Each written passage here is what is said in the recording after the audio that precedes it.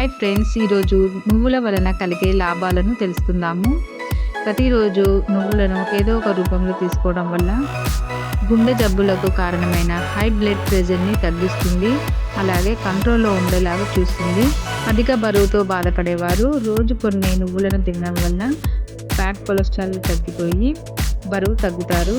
అలాగే ఎముకలకు చాలా మంచిది.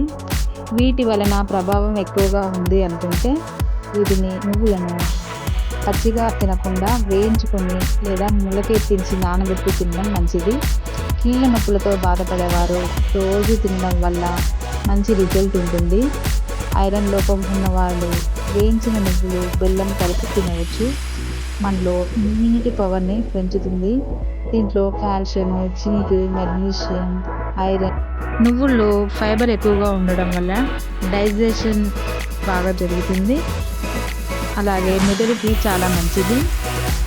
జ్ఞాపక శక్తిని మెరుగుపరుస్తుంది. అలాగే ఇమ్యూనిటీ పవర్ని పెంచుతుంది.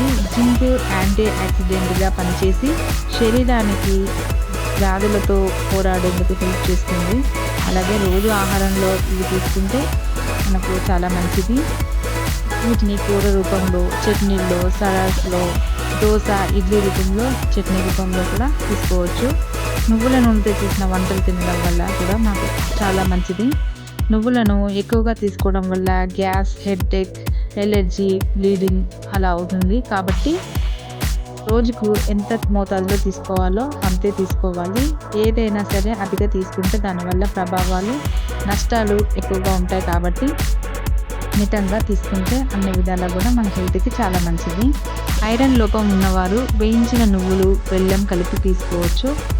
Thank you for watching. Please subscribe my channel.